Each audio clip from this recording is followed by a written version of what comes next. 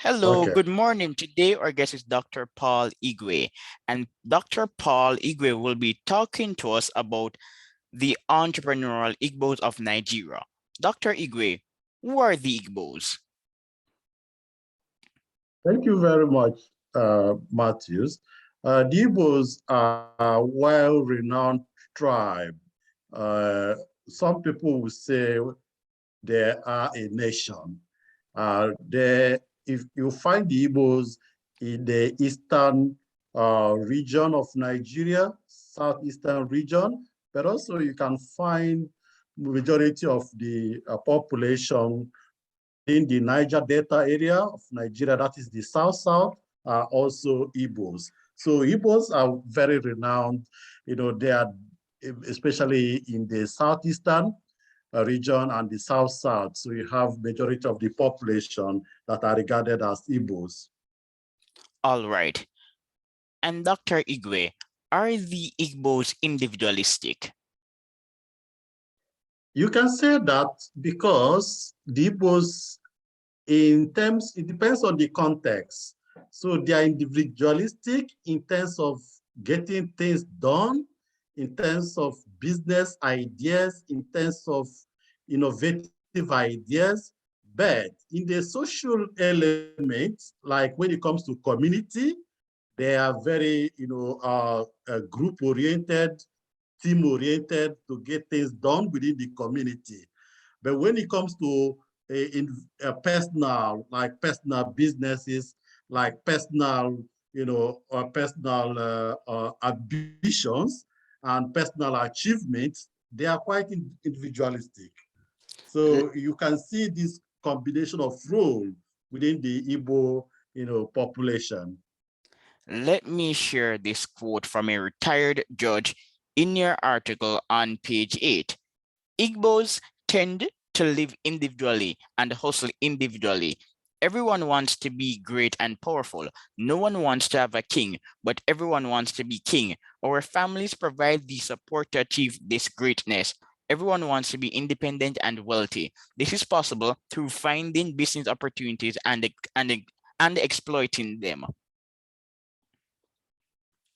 Yes. Yes. This So that it is a popular saying that the Igbos have no king. Yeah, that's the way that they try to be, self, dependent. They try to be their own boss. They try to be their own leader. So that initiative among the Igbos makes them to not really wholly depend on a king or a leader. So rather, they want to be their own king. So, and being their own king gives them that autonomous of being independent, drives them to do things.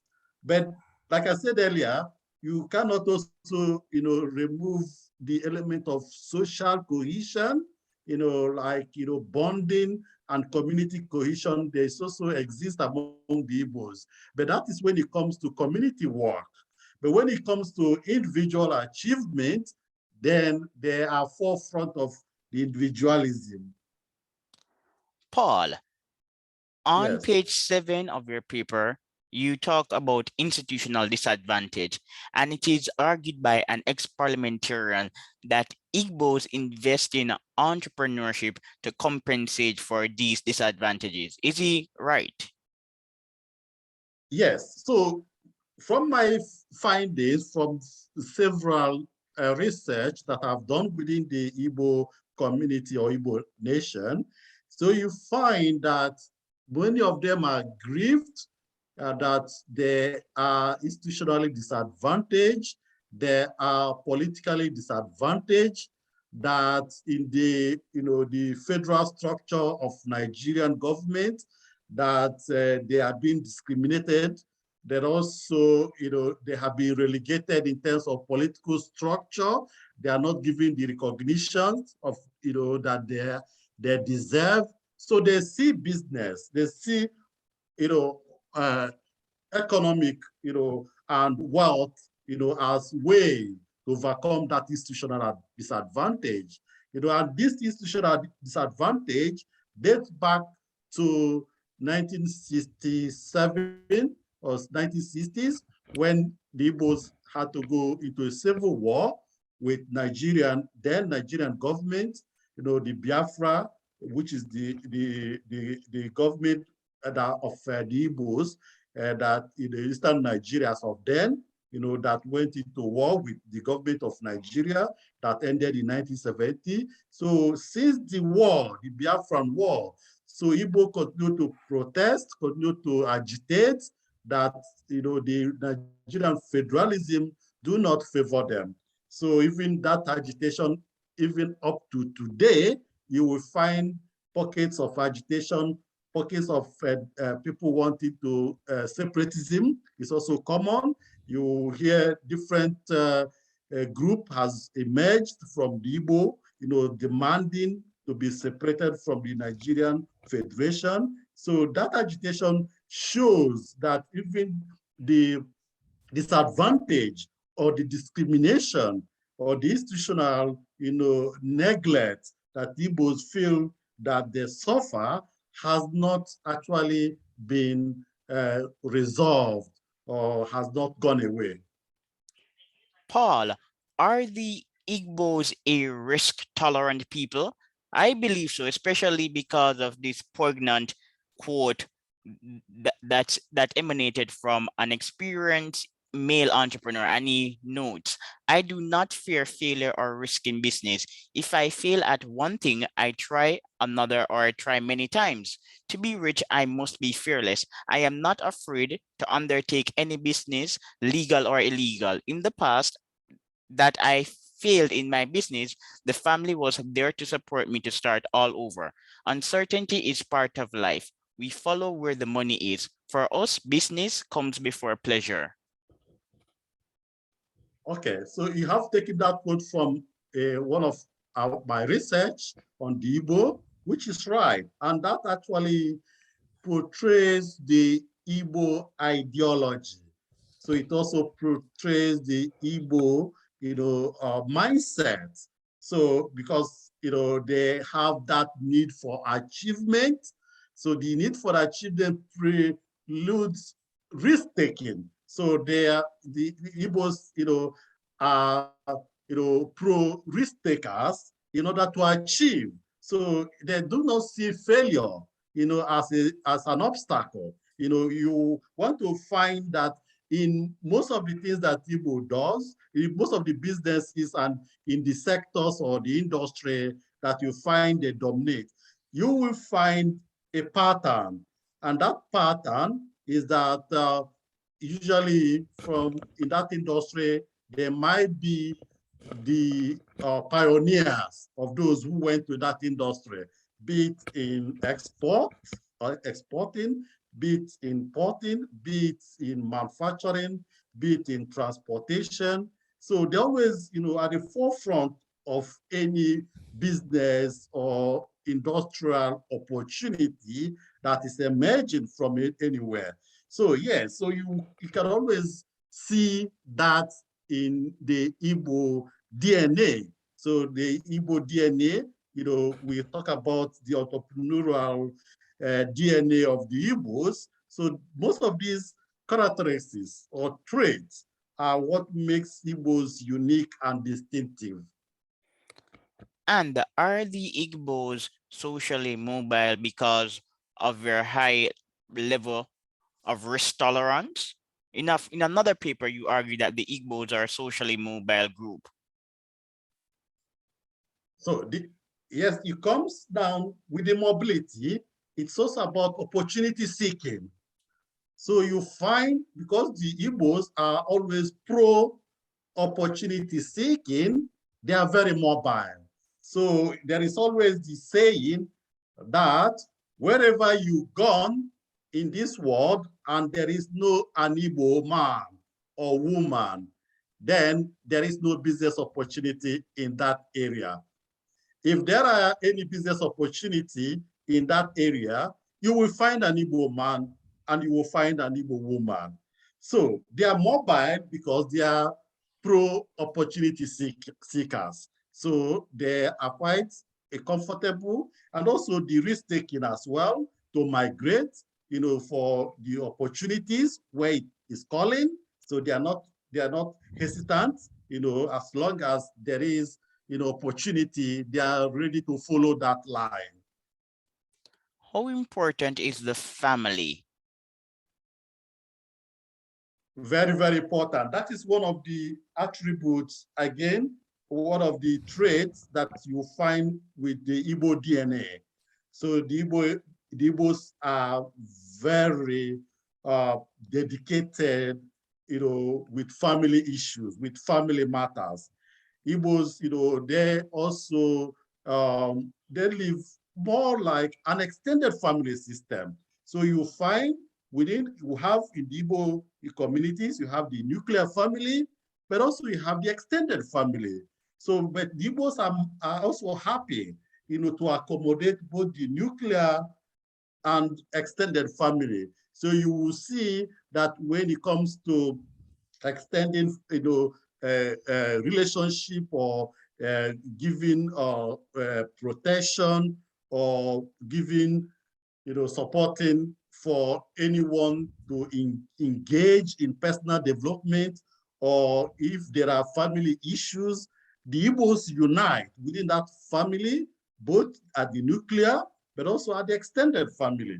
That is why you will see wherever the Igbos, their businesses, they are dominated by family members, both nuclear family members and extended family members. What we call, in some cases, you call them omona. Omona is the relations from the father's kingdom. And also you have the umunne, the relations from the mother's kingdom. So, and you also have the ikuna. The ikuna is like kindred from an extended family. So they look after each other. So they feel protected within, umonna, within umunne, and also within the iku. Iku is the kinship, so the kindred. So the Igbos, have this community life. But that is why when you come to the kingship again, you find that leadership and authority is, restricted to the family. So you tend to have the elder of the family. That is a well-respected person within an Igbo because he's the elder of the family or elder of the kindred or the elder of the kinsmen or the lady of the kings, the umunne, which is the extended association of first daughters, so you find that family cohesion is really one of the attributes and DNA that the Igbos, have in abundance. Paul, it is frequently said that the Igbos are achievement-oriented. Recently, I wrote a column explaining the success of the Igbos, and during the research, I saw many writers making this point. So based on your own research and interactions with people from Nigeria, because Paul, are you a Nigerian who is resident in the UK, or are you a Nigerian or are you an English person of Nigerian descent? I am a Nigerian resident in the UK. I'm also an Igbo. Okay, so great. Resident in the UK. Yeah, so, but I have been in the UK for a long time now. So, but I have interest in researching the Igbos, especially the entrepreneurial behavior and also the entrepreneurial intention. So, and innovation that takes place within that community. Yes. So how important is achieving to Igbo people? Achievement is very important. The Igbo pride themselves as achievers. So they celebrate achievement, both at the community, at the family, and at the individual level. And Igbo want to excel because he wants to be celebrated within the family. He wants to be celebrated within the community. That is why you will find the Igbos like I said, they are migratory, they are opportunity seeking, they are also, wealth seeking. So they don't hide from, accumulating wealth. So, but all of those accumulate in having that attention, being recognized, being influential in the society. So these are the part of the attributes that drive the average Igbos to work hard, to seek for opportunities, to explore and be able to succeed in order to be, influential within the society. And you will find in every community in the Igbo, they are recognized. People who are successful are recognized. You'll find in several occasions, they are given a chieftaincy title, which is one of the most, celebrated achievements that the average Igbo man or woman will want to achieve, that, in his community is being given a recognition about based on his or her success. So you find, there are also this chieftaincy celebration, chieftaincy award and title, and they want to show that, yes, they have worked hard and they have achieved, through their hard working. Paul, I am a Yeah. big fan of Nollywood movies, and when I watch Nollywood movies, I am not only doing so for entertainment.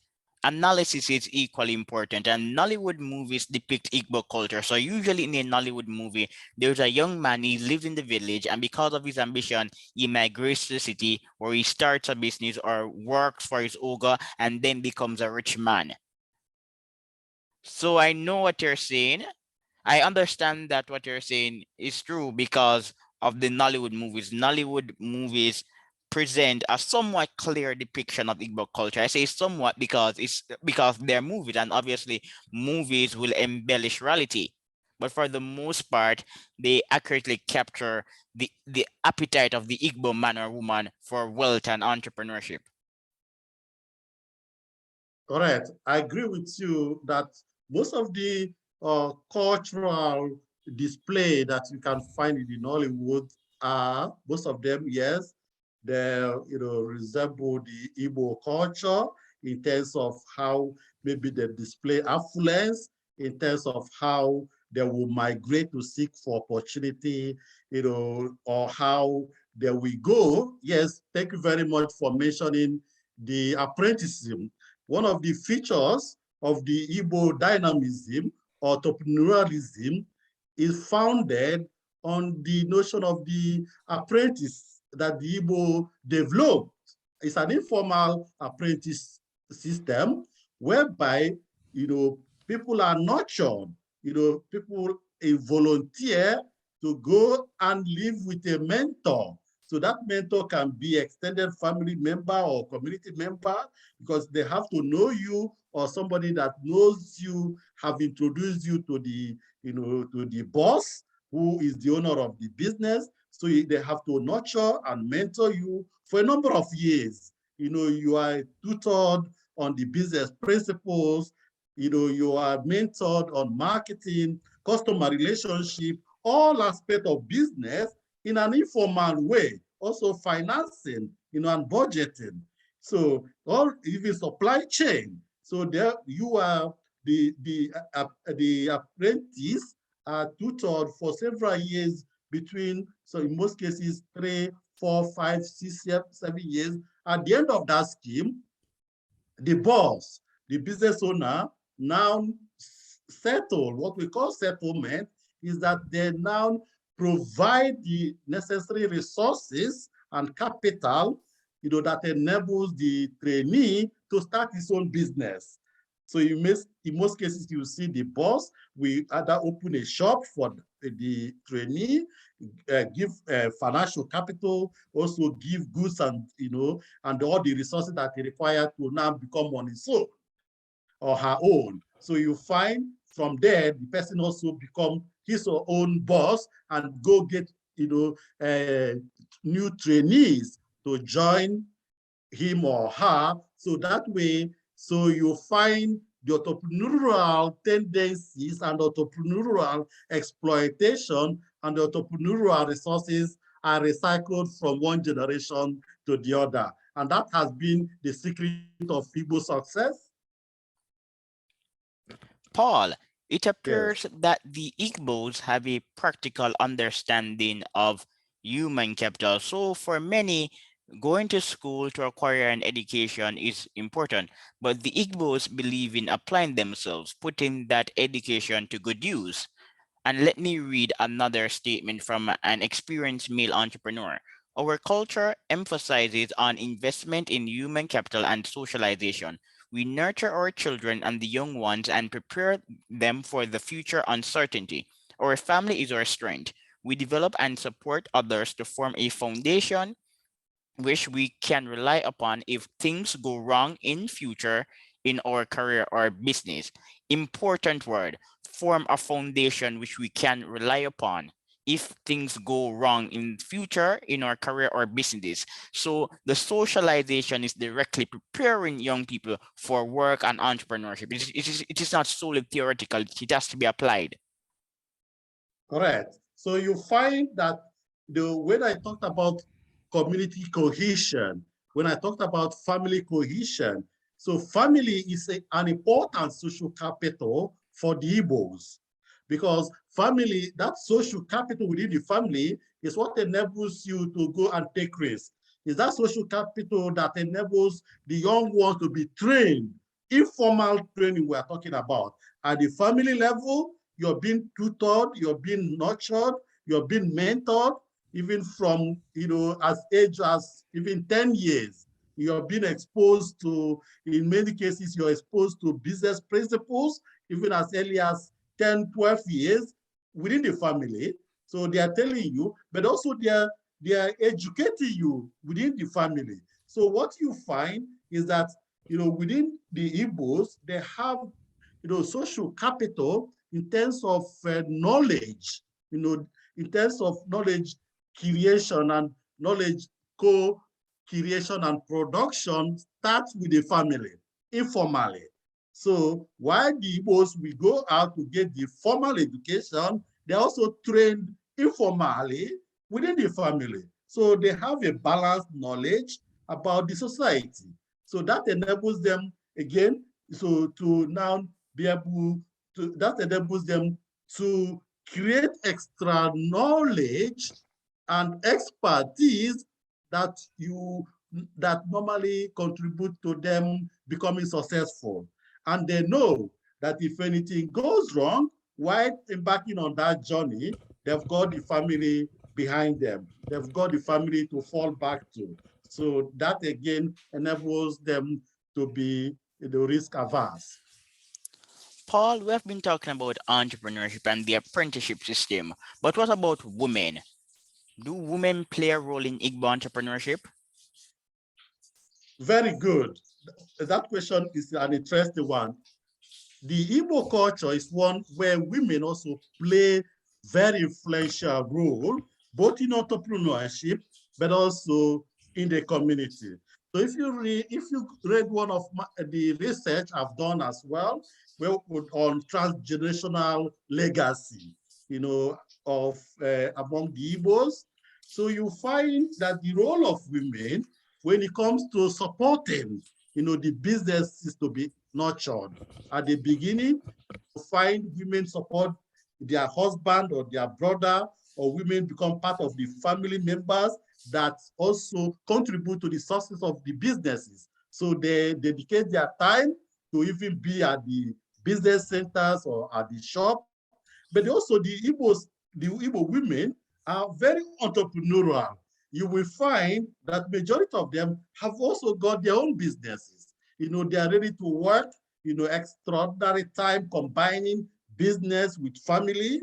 They are quite comfortable with, allowing a mixture of both husband and wife, operating and working on the same business, operating on the same business. They're quite happy, to support the husband on the background while the husband is on the forefront of the business. The Igbo woman is more than happy to take care of the home, but as well as supporting the businesses, when the need arises. So you find that the role of the woman is very, very important, because in the Igbo land, you find the women, they are also decision makers. So they decide, they contribute to the decision making about what type of business that the family want to engage in. They contribute to the decision making about, where to get resources. Sometimes the resources for the business may come from the woman. So maybe from the family or the marriage that the man have. So the family of the wife may be the one providing the social capital.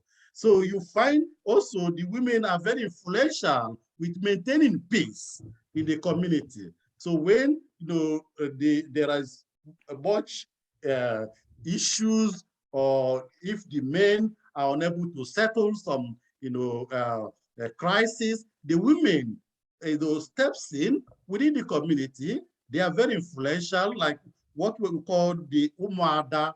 The Umuada is the first daughters. So you find the first daughters of the extended family. They are very influential. They are very powerful. So they can dictate what should go on within the community. They can step in and resolve any crisis.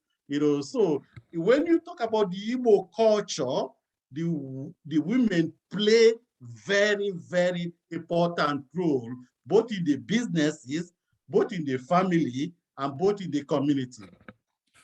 Yes, in your other paper, Transgenerational Business Legacies and Intergenerational Succession Among the Igbos, Nigeria, you also mentioned the Umuna, Sons of the Land, and the Okpara, First Son. Tell us about these designations. Okay, so the Umuna, so with the hierarchy of the Igbo political dynasty or political hierarchy is quite an interesting one. So, like I said earlier on, within the Igbo community or extended family, you have the elder. The elder is almost like the first son or the most elder person within the family or the extended family. So the Igbo respect first son. First son is the Okpara. The Okpara is very influential. He's the one that makes decision of the family.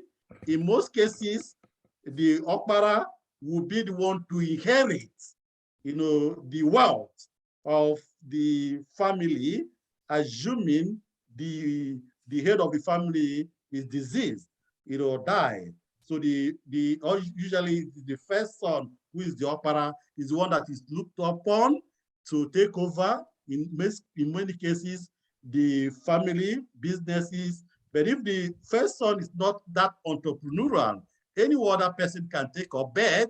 You find that the first son is influential, is respected. He's the one that makes decision about the family, about what can be done.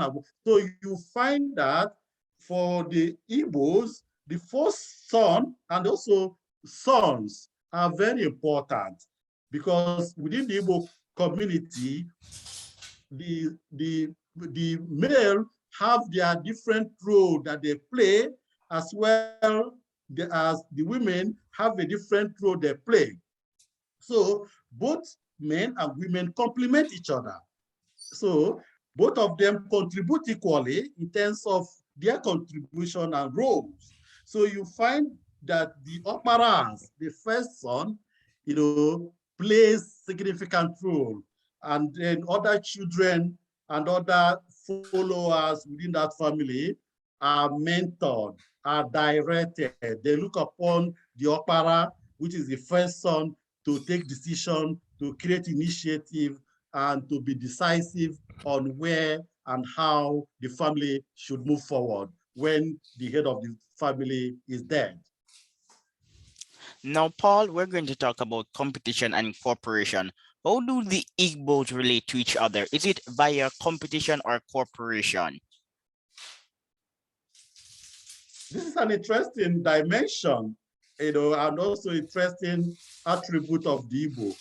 I have, in most of the research that I've done on the Igbos, I have seen and concluded that the Igbos treat Igbos with both cooperation and competition.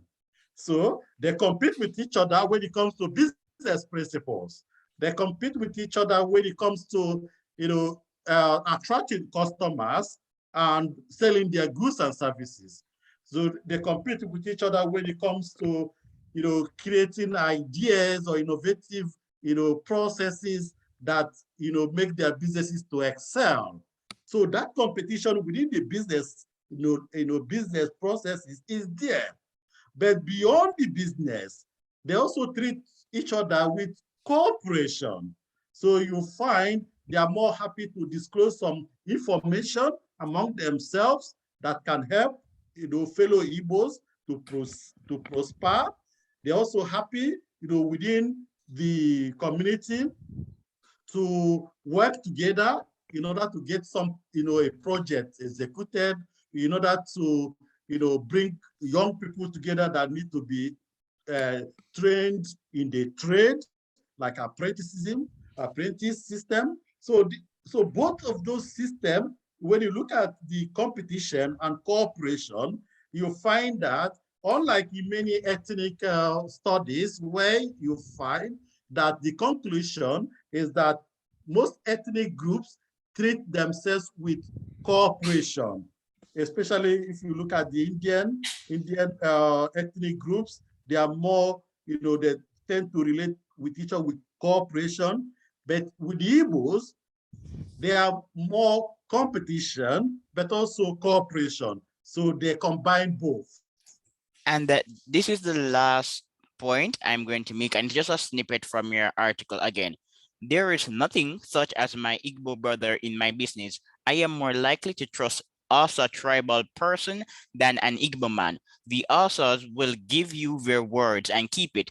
This is not the case with the Igbos from my experience doing business for 25 years. Most of my business network are non-Igbos, experienced entrepreneur. So this is just solidifying what you just stated. You're very right. So, again, one of the DNA of the Igbos within themselves is, many can argue that they don't trust each other. So they are very skeptical about the relationship, especially, and I want to highlight again, if that Igbo is beyond the family lineage, that is the extended family, the Omona, or the Iku, or the kindred. If that Igbo is not a member of that kindred, because trust is built within the kindred, trust is built within the extended family. You know that if anything goes wrong, you can go back to the kindred or the extended family and then lay your complaint there and get the issues resolved. But if that Igbo person you're dealing with is beyond or not within your kindred or within your community or within your family, extended family, then it's difficult to trust that person because there is no means of, resolving amicably if anything business goes wrong. But within the kindred, you can take the business problems or business,